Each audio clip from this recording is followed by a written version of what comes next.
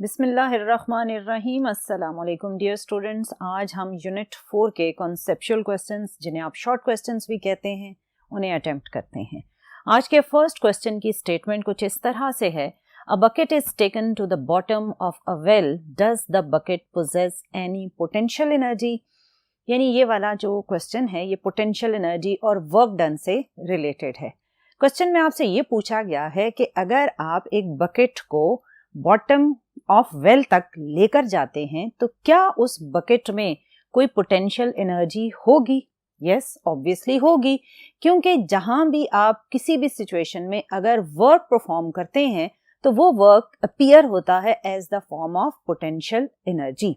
अब इस सिचुएशन में भी आप वर्क परफॉर्म करेंगे। वो क्यों परफॉर्म करेंगे? उसकी रीजन होगी अप थ्रस्ट ऑफ वाटर। यानी जब आप बकेट को वेल की बॉटम तक लेकर जाने की कोशिश करेंगे तो ऑब्वियसली जो वेल में पानी है उसकी जो अप थ्रस्ट है वो इस मूवमेंट को अपोज करेगी। जब बकेट डाउनवर्ड जा रही होगी तो वाटर की जो अप थ्रस्ट है उसके अगेंस्ट वर्क परफॉर्म करना पड़ेगा, तभी बकेट बॉटम तक अप्रोच कर सकेगी। सो इस सिचुएशन में बकेट ने अप थ्रस्ट ऑफ वाटर को अपोज करते हुए वर्क परफॉर्म किया और वो वर्क डन स्टोर हो जाएगा in the form of potential energy of the bucket. So इसका आंसर जब आपने लिखना है तो पहले तो आपने यस या नो में बताना है कि वो पोजेस करती है या नहीं। Yes, the bucket will possess potential energy. फिर आप रीजन बताएंगे कि क्यों बकेट में ये पोटेंशियल एनर्जी आई, जो मैंने अभी आपको बताया कि अप थ्रस्ट ऑफ वाटर को ओवरकम करने के लिए बकेट को वर्क परफॉर्म करना पड़ता है, और उस वर्क डन को आप कहेंगे कि that work done will appear in the form of potential energy of the bucket. So when a bucket is taken to the bottom of a well, the upthrust of water opposes the downward motion of the bucket, and the work is done on the bucket against the upthrust. This work done is stored in the form of potential energy in the bucket. So this is the reason why the bucket is possessing potential energy. ये था बेटा आपका आज का first short question. अब move करते हैं next board पर और देखते हैं कि सेकंड शॉर्ट क्वेश्चन की स्टेटमेंट क्या है। जी डियर स्टूडेंट, आज का सेकंड शॉर्ट क्वेश्चन भी पोटेंशियल एनर्जी, वर्क डन और काइनेटिक एनर्जी वाले ही कॉन्सेप्ट से लिंक्ड है। क्वेश्चन में आपसे ये कहा गया, when an arrow is shot from a bow it has kinetic energy, from where does it get the kinetic energy. Dear student, ये क्वेश्चन आपका एरो और बो से लिंक्ड है। एरो कहा जाता है तीर को, और बो को अगर आप उर्दू में पढ़ें तो कहा जाएगा कमान। यानी जब तीर को आप बो से शॉट करते हैं तो उस एरो के अंदर काइनेटिक एनर्जी आ जाती है, जो कि ऑब्वियसली उस काइनेटिक एनर्जी के साथ वो मूव कर रहा होता है। तो आपसे पूछा ये गया है कि बो में वो काइनेटिक एनर्जी कहाँ से आती है। उसकी रीजन ये है कि आपने बो को देखा ही होगा कि जब आपका बो और एरो दोनों का अगर आप कॉम्बिनेशन देखें तो ये जो मैंने फर्स्ट ये रेड कर्व फॉर्म और ये जो डॉटेड रेड लाइन लगाई है ये बो की स्ट्रिंग है। ये सपोज करें रेड डॉटेड लाइन स्ट्रिंग की ओरिजिनल पोजीशन है। अब आपने एरो को थ्रो करना है with the help of this बो। तो आप एरो को प्लेस करके इस ओरिजिनल स्पेस से या ओरिजिनल जगह से स्ट्रिंग को स्ट्रेच करेंगे। जब आप उसे स्ट्रेच करेंगे तो ऑब्वियसली इस स्ट्रेचिंग के प्रोसेस में आप वर्क परफॉर्म करेंगे, क्योंकि ऐसा ऑब्जेक्ट जिसमें इलास्टिसिटी हो उसमें होती है रीस्टोरिंग फोर्स। सो जब आप इस स्ट्रिंग को स्ट्रेच करते हैं तो while stretching the string you are performing the work, and that work will appear in the form of potential energy of the string. अब ये स्ट्रिंग में जब पोटेंशियल एनर्जी स्टोर हो जाती है और आप थोड़ी देर के बाद स्ट्रेच करने के बाद इसे छोड़ देते हैं, रिलीज कर देते हैं, तो वो पोटेंशियल एनर्जी जो इस स्ट्रिंग में स्टोर हो जाती है वो पोटेंशियल एनर्जी अब कन्वर्ट हो जाएगी इस एरो की काइनेटिक एनर्जी में। सो इस पूरे प्रोसेस में क्या होता है कि आप स्ट्रिंग को स्ट्रेच करते हैं, इट मीन्स आप वर्क परफॉर्म करते हैं व्हाइल स्ट्रेचिंग द स्ट्रिंग, और वो वर्क स्टोर होता है इन the form of potential energy of the string. अब जब आपने उसे रिलीज कर दिया, छोड़ दिया स्ट्रिंग को, तो वही पोटेंशियल एनर्जी जो स्ट्रिंग में स्टोर होती है अब वो एरो की काइनेटिक एनर्जी में कन्वर्ट हो जाती है और काइनेटिक एनर्जी की वजह से एरो आगे मूव करना स्टार्ट कर देता है। सो इसके आंसर में जब आप एक्सप्लेनेशन लिखेंगे तो आप इसी सारे प्रोसेस को एक्सप्लेनेशन में लिखेंगे। When we want to shoot an arrow from a bow, we pull the strings of the bow towards us. हम अपनी तरफ ही खींचते हैं ऑब्वियसली, और इस खींचने के प्रोसेस में आप क्या परफॉर्म करते हैं? Work. Thus we have to do work against the restoring force of the string. This work is stored in the form of potential energy in the string. When the string is released, this potential energy is converted into the kinetic energy of the arrow.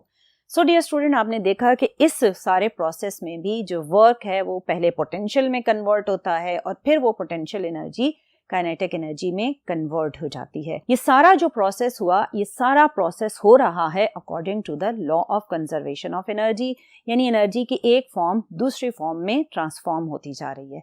ये था आज का second short question. अब move करते हैं next board पर और देखते हैं कि थर्ड शॉर्ट क्वेश्चन की स्टेटमेंट क्या है।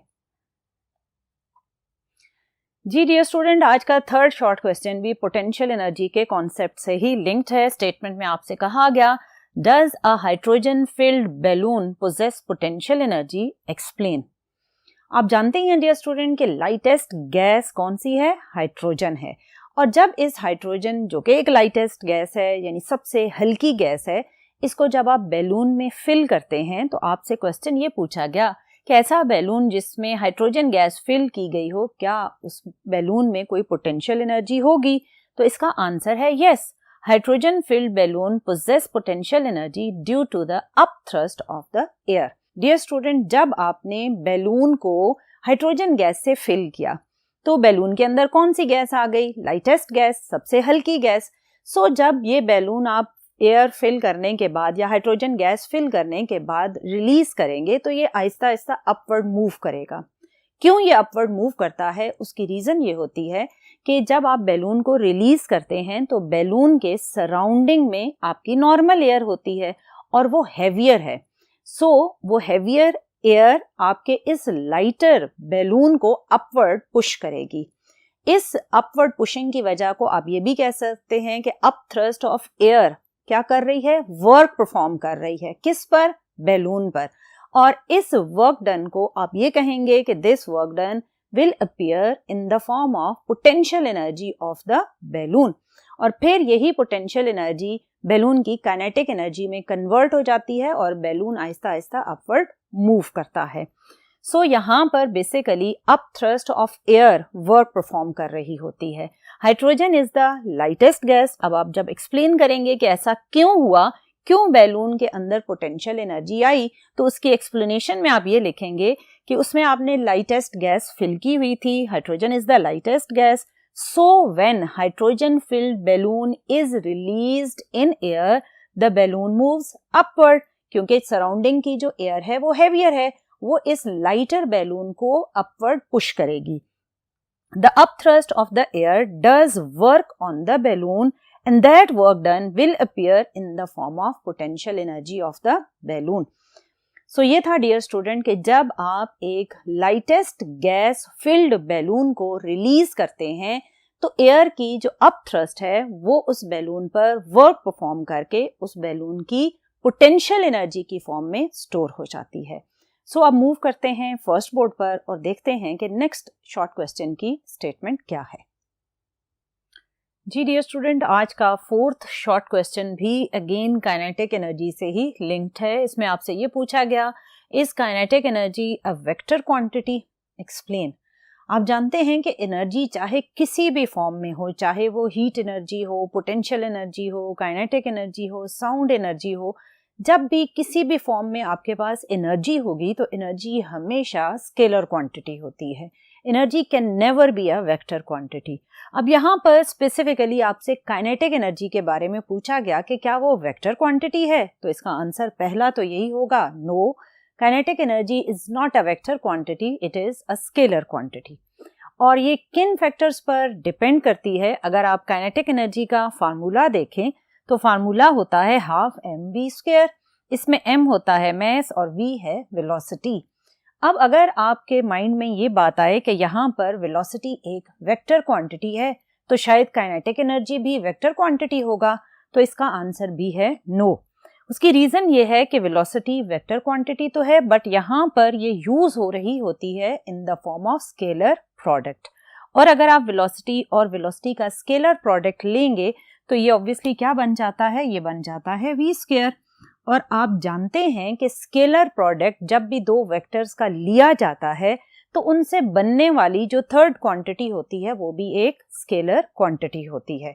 ये बात आपने डिटेल में स्केलर प्रोडक्ट में पढ़ी थी कि जब भी दो वेक्टर स्केलर प्रोडक्ट के अंडर आएंगे तो उनसे बनने वाली जो थर्ड चीज होगी वो भी एक स्केलर क्वांटिटी ही होगी।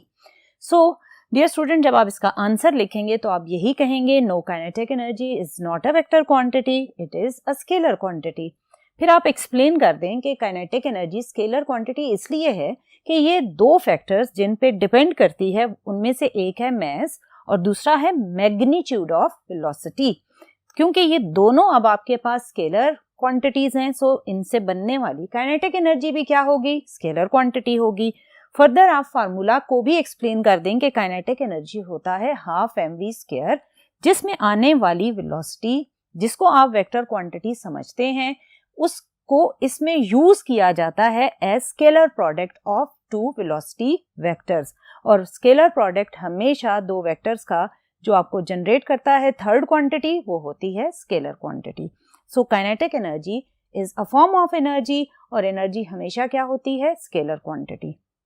सो डियर स्टूडेंट, ये था आज का फोर्थ शॉर्ट क्वेश्चन, सिंपल सा था।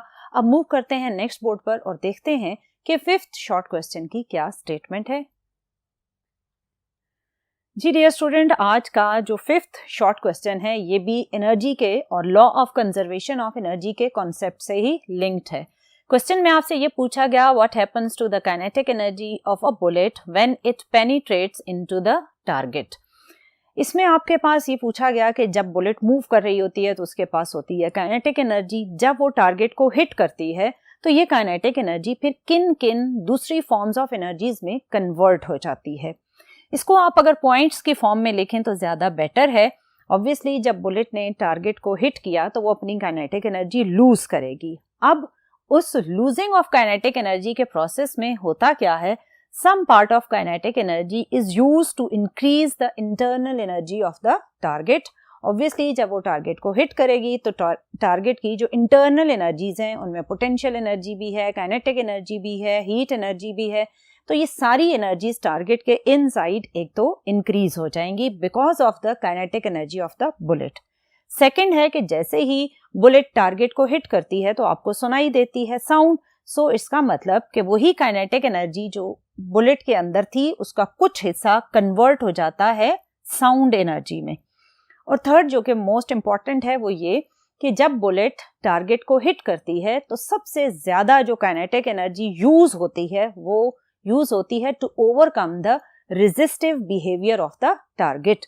सो most of the kinetic energy is used to do work against the resistance of the target.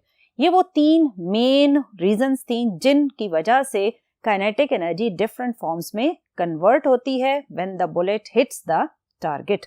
सो यहाँ पर भी वही है कि law of conservation of energy implement हो रहा है कि जो बुलेट के पास एनर्जी थी वो कहीं वेस्ट नहीं हुई, वो डिफरेंट फॉर्म्स ऑफ एनर्जीज में कन्वर्ट हो गई।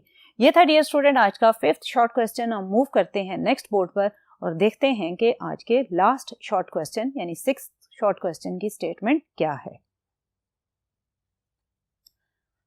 जी डियर स्टूडेंट, आज का लास्ट शॉर्ट क्वेश्चन भी वर्क से ही रिलेटेड है। स्टेटमेंट कुछ इस तरह से है, does the tension in the string of a swinging pendulum do any work, explain.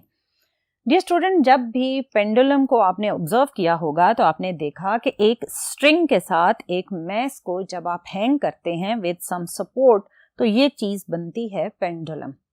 अब क्योंकि इसमें पेंडुलम का जो मैस आपने हैंग किया होता है उसका वेट एक्ट कर रहा होता है वर्टिकली डाउनवर्ड, और इस वेट की वजह से जो स्ट्रिंग में एक खिंचाव आता है उसे बोला जाता है टेंशन। और ये टेंशन किस डायरेक्शन में होती है? टेंशन हमेशा होती है वर्टिकली अपवर्ड। अब आपसे ये पूछा गया कि जब ये स्विंगिंग पेंडुलम बना, अगर ये पेंडुलम इस वक्त इस पोजीशन में है तो इस वक्त तो ये रेस्ट पर है, लेकिन अगर आप एक एक्सटर्नल फोर्स अप्लाई करके इसे यहाँ तक लेकर आए और आपने इसे रिलीज कर दिया, छोड़ दिया, तो ये पेंडुलम स्विंग करना स्टार्ट कर देगा अबाउट इट्स मीन पोजीशन। अब जब ये स्विंग कर रहा है तो ऑब्वियसली ये मूव कर रहा है, तो आपसे ये पूछा गया कि इस स्विंगिंग पेंडुलम की जो मूवमेंट है, क्या उस मूवमेंट में जो वर्क परफॉर्म हो रहा है वो बिकॉज ऑफ टेंशन हो रहा है? तो इसका आंसर है नो। उसकी वजह यह है कि टेंशन किस डायरेक्शन में है? टेंशन है अपवर्ड डायरेक्शन में। अगर टेंशन अपवर्ड डायरेक्शन में है तो इसका मतलब फोर्स बिकॉज ऑफ टेंशन वो होगी अपवर्ड डायरेक्शन में, तो फिर इसका जो स्विंगिंग का डायरेक्शन है वो भी अपवर्ड होना चाहिए था, क्योंकि जिस डायरेक्शन में फोर्स अप्लाई होती है उसी डायरेक्शन में वर्क परफॉर्म होता है। सो अगर हम ये कहें कि इस पेंडुलम में वर्क टेंशन परफॉर्म कर रही है तो ये गलत होगा। उसकी रीजन ये है कि टेंशन है अपवर्ड और जो इसका पेंडुलम है ये कुछ इस तरह ऑसिलेट कर रहा है, और इस ऑसिलेशन का जो डायरेक्शन है इसमें टेंशन का डायरेक्शन नहीं है।